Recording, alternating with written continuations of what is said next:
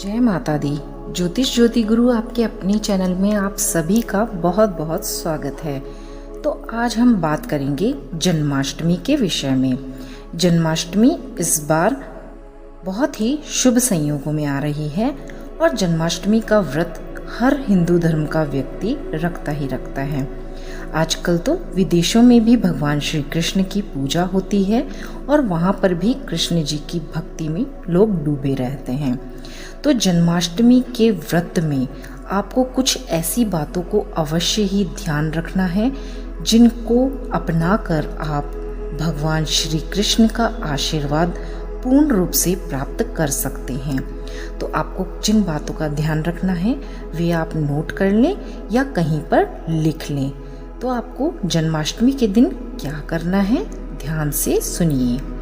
जन्माष्टमी के दिन पूजा पाठ के दौरान सबसे पहले आपको सुबह ब्रह्म मुहूर्त में ही उठना है, स्नान आदि सभी अपने कार्यों से निवृत्त होना है और अपने घर के मंदिर की सफाई करनी है। ये तो आपका सबसे मुख्य काम होना ही चाहिए।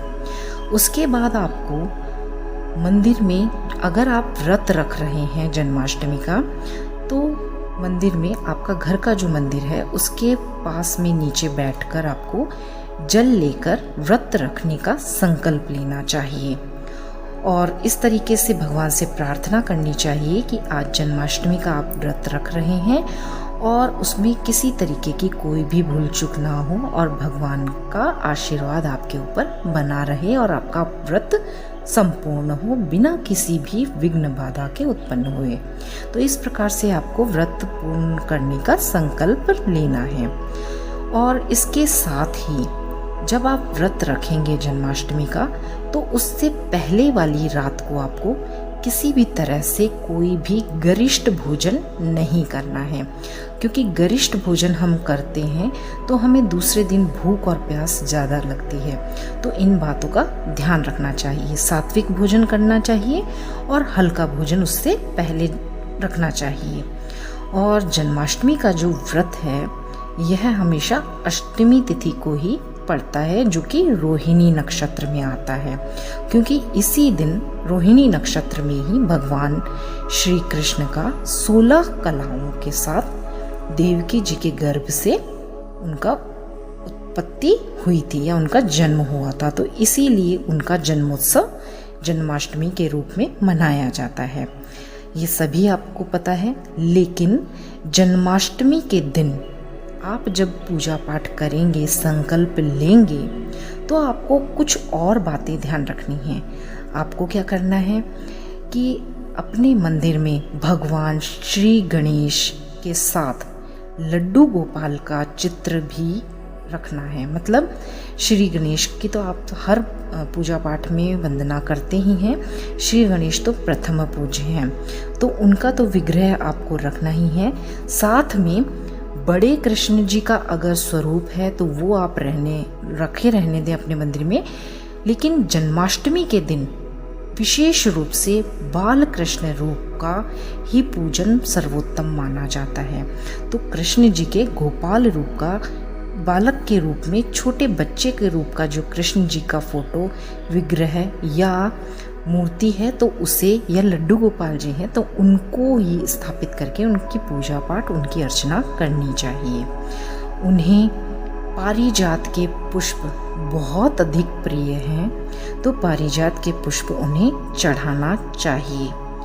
और भगवान श्री कृष्ण को जब रात को जन्म करवाते हैं तो उस समय शंख से उनका अभिषेक करना बिल्कुल भी ना भूलें।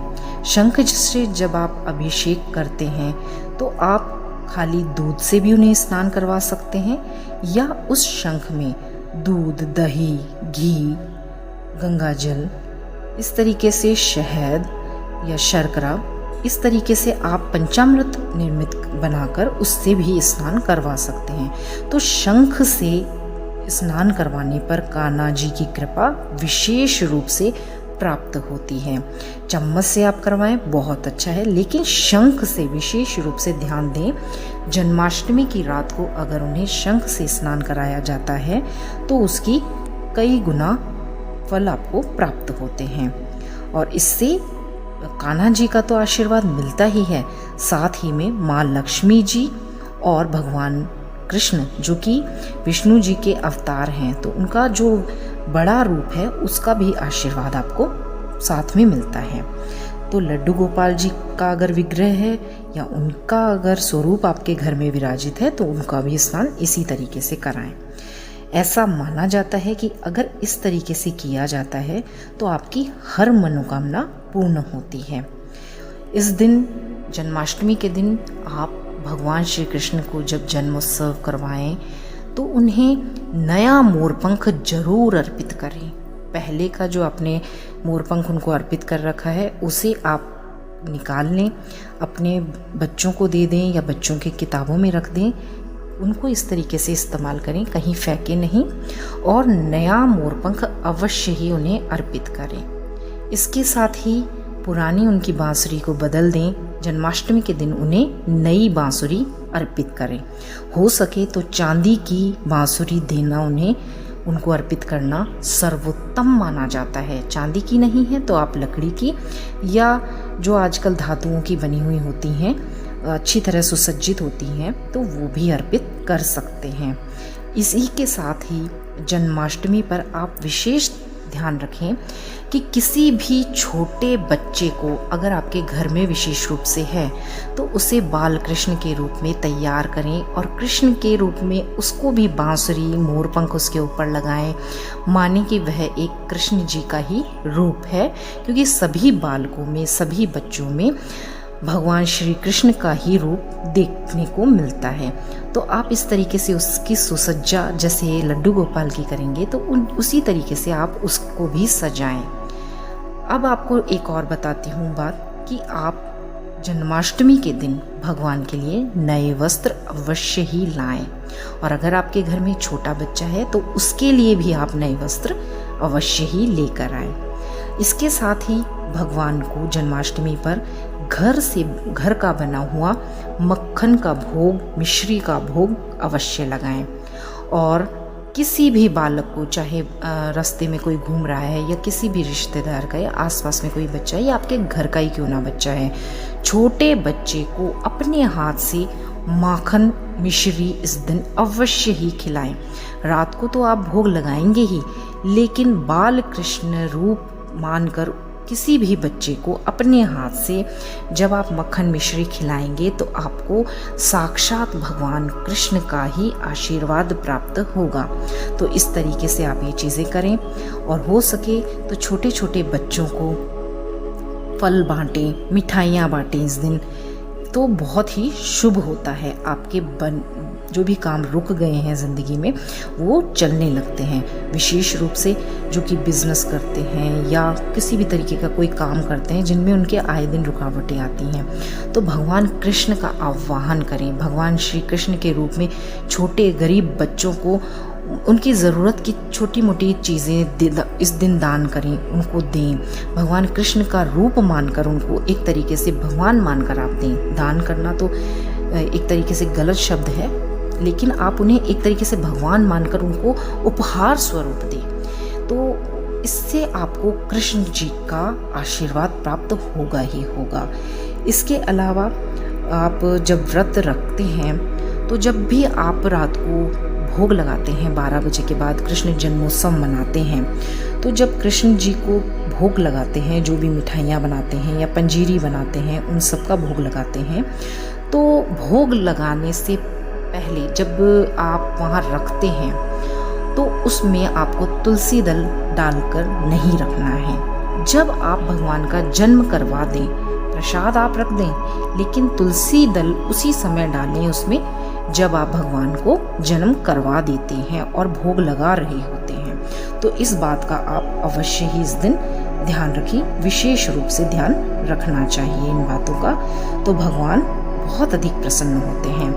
आपको इस दिन भगवान को नए झूले में भी पूजा पाठ करके बिठाना चाहिए। जब आप स्नान वगैरह करवा दें उन्हें, तो नए झूले को लाएं, उसमें बिठाएं, उनको झूला झुलाएं। और अगर आपके घर में पुराना झूला बिल्कुल सही है तो पहले से ही उसको साफ करके अच्छी तरह सुसज्जित करें, फूलों से सजाएं, फिर कान्हा जी को बिठाएं। इस तरीके से उनको झूला झुलाएं और कान्हा जी और बलराम जी का भी ध्यान उस दिन अवश्य ही करें। तुलसी माता को भी प्रणाम करें। इस तरीके से ये सभी कार्य आपको करने चाहिए।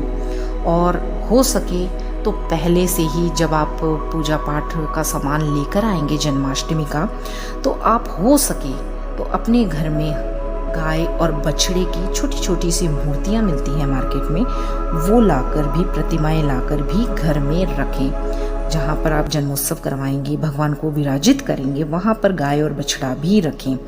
इससे होगा क्या? इससे आपके जीवन में धन से संबंधित और संतान के जीवन में आ रही सभी चिंताएं दूर हो जाती हैं। क्योंकि भगवान श्री कृष्ण को हम इतना ध्याते हैं, उनको मनाते हैं, और भगवान श्री कृष्ण को गायें अत्यंत ही प्रिय हैं। तो गाय और बछड़े का जो इस तरीके का विग्रह है, आप घर में मंदिर में लाकर स्थापित अवश्य ही करें। मोर पंख लगाएं भगवान को, और भगवान को जो प्रिय पुष्प हैं उनमें से अगर कोई भी पुष्प आपको इस दिन मिल जाता है, वो पुष्प आप भगवान की पूजन के बाद, उनके जन्मोत्सव के बाद उनको अर्पित करना बिल्कुल भी ना भूलें। तो उनके जो प्रिय पुष्प हैं उनमें से मैं आपको 3 पुष्प बता देती हूँ। आप उनमें से किसी भी पुष्प को लाकर उनके पूजन में, समायोजन में अर्पित कर सकते हैं। तो पहले से ही इन सभी सामग्रियों को आप एकत्रित कर लें, इनकी व्यवस्था बैठा लें। पुष्प कौन कौन से हैं? पारिजात का पुष्प, जो कि मैंने पहले ही आपको बता दिया है, और हार श्रृंगार का पुष्प, और तीसरा शैफाली का पुष्प। तो ये जो पुष्प हैं ये भगवान श्री कृष्ण को अत्यंत ही प्रिय हैं। तो इनमें से किसी भी पुष्प को आप उन्हें अर्पित कर सकते हैं। और अगर ये तीनों ही आपको कहीं पर भी अवेलेबल नहीं होते हैं, उस दिन कमी होती है या नहीं मिलते हैं, तो फिर गुलाब का पुष्प, स्वच्छ गुलाब का पुष्प लाएं, जिसको देखें, जिसकी पंखुड़ियाँ टूटी हुई ना हो, साफ हो, स्वच्छ हो, खिला हुआ पुष्प हो, वो भी आप श्रद्धा भाव से भगवान को अर्पित कर सकते हैं। तो इस प्रकार से आप भगवान का जन्मोत्सव मनाएं। जन्मोत्सव बनाने के बाद उनको सारी सामग्रियाँ और जो भी पंजीरी वगैरह हैं वो अर्पित करें, और फिर प्रसाद ग्रहण करके व्रत खोलें। इस तरीके से आप कृष्ण जन्मोत्सव मनाएं और अपने जीवन को बहुत ही सुगम, सरलता और बहुत ही आनंद से भरपूर मनाएं। तो चलिए, आप सभी को जन्माष्टमी की बहुत बहुत शुभकामनाएं। बहुत बहुत भगवान का आशीर्वाद सबको मिले, इसी कामना के साथ आप सभी से विदा लेती हूँ। और आप सभी का जन्माष्टमी का पर्व, व्रत बहुत ही अच्छे से मने। भगवान श्री कृष्ण की कृपा सभी पर बने, सभी के ऊपर भगवान कृष्ण अपनी असीम पावन जो वर्षा है प्यार की, वो प्रेम की, वो बरसाएं। इसी कामना के साथ आप सबसे विदा लेती हूँ। और जो भी उपाय और जो भी बातें आपको बताई हैं, इनका आप जन्माष्टमी पर विशेष ध्यान रखें। तो चलिए, मिलते हैं नई वीडियो के साथ। तब तक के लिए नमस्कार, और आप सभी का बहुत बहुत धन्यवाद।